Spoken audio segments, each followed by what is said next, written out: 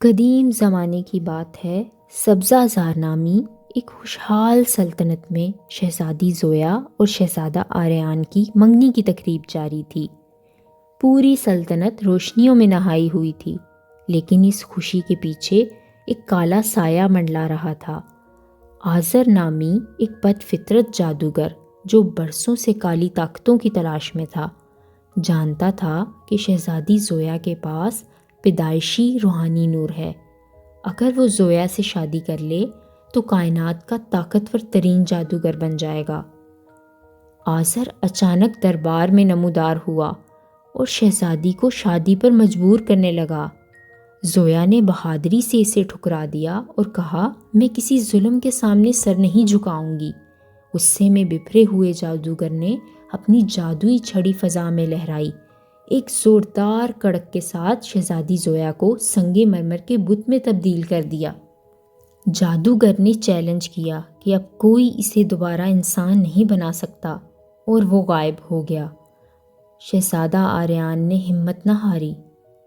اسے ایک دانش مند بزرگ نے بتایا کہ اس طلسم کو توڑنے کے لیے اسے دنیا کے 3 مختلف کونوں سے 3 نایاب موتی لانے ہوں گے، جو انسان کی 3 بڑی صفات کا امتحان لیتے ہیں۔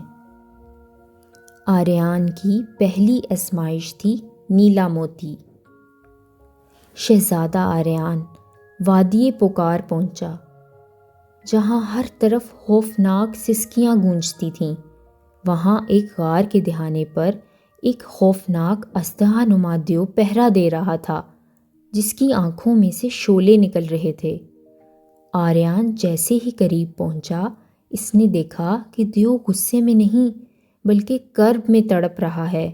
اس کے پنجے میں ایک قدیم جادوئی خنجر پیوست تھا، جس کا زہر اسے اندر ہی اندر ختم کر رہا تھا۔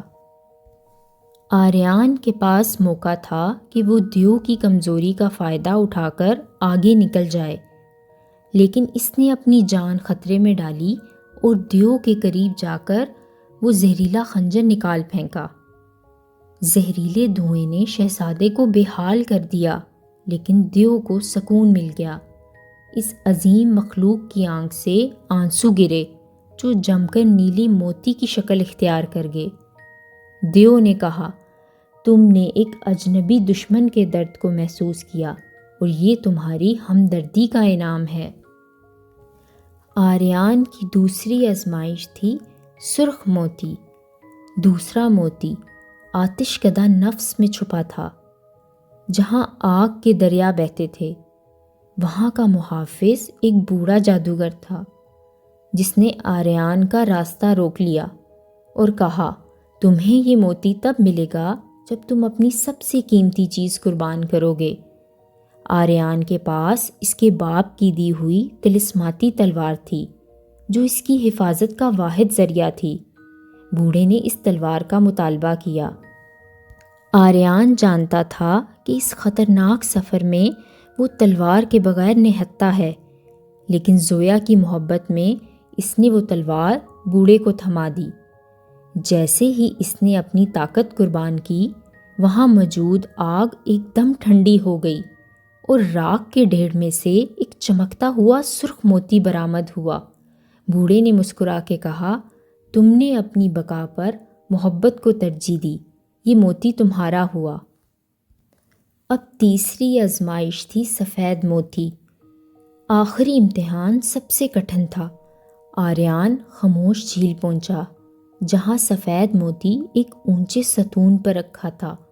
شرط یہ تھی کہ جھیل پار کرتے ہوئے پیچھے سے اسے اپنوں کی آوازیں آئیں گی، لیکن اسے مڑ کر نہیں دیکھنا تھا، ورنہ وہ خود بھی پتھر کا بن جاتا۔ جیسے ہی آریان نے کشتی چلانا شروع کی، اسے پیچھے سے شہزادی زویا کی پکار سنائی دی، آریان مجھے بچاؤ، جادوگر مجھے مار رہا ہے۔ آریان کا دل پاش پاش ہونے لگا۔ اس کا دل مڑنے کے لیے بےتاب تھا، لیکن اس نے اپنے حواس پر قابو رکھا۔ پھر اسے اپنے والدین کی آوازیں آئیں، لیکن وہ خاموشی سے آگے بڑھتا رہا۔ جب وہ ستون کے پاس پہنچا تو ایک شدید طوفان اٹھا۔ مگر آریان ساکت رہا۔ اس کے غیر متزلزل صبر کو دیکھ کر طوفان تھم گیا اور سفید موتی خود بخود اس کی ہتھیلی پہ آ گرا۔ تینوں موتیوں کو حاصل کرنے کے بعد آریان نے خدا کا شکر ادا کیا۔ تینوں موتی حاصل کرنے کے بعد آریان کے گرد ایک ناقابل تسخیر حصار بن گیا اور وہ واپس محل پہنچا، جہاں جادوگر آزر زویا کے بت کو تباہ کرنے ہی والا تھا۔ آریان نے تیزی سے آگے بڑھ کر تینوں موتیوں کو ایک لڑی میں پرویا اور سنگے مرمر بنی شہزادی زویا کے گلے میں ڈال دیا۔ پھر ایک زوردار دھماکہ ہوا۔ پورے محل میں مقدس سفید روشنی پھیل گئی۔ شہزادی کے جسم کی پتھر کی تہیں پگھلنے لگیں اور وہ دوبارہ انسان کی طرح سانس لینے لگی۔ جیسے ہی زویا نے آنکھیں کھولیں، ان موتیوں سے نکلنے والی شعاعیں جادوگر آزر سے ٹکرائیں اور وہ کالی طاقتوں کا مالک ان پاکیزہ موتیوں کی تاب نہ لا سکا اور چیختا ہوا دھوئیں میں تبدیل ہو کر ہمیشہ کے لیے ختم ہو گیا۔ پوری سلطنت میں جشن منایا گیا۔ آریان اور شہزادی زویا کی شادی دھوم دھام سے ہوئی، اور جن کی داستان آج بھی مثال کے طور پہ سنائی جاتی ہے۔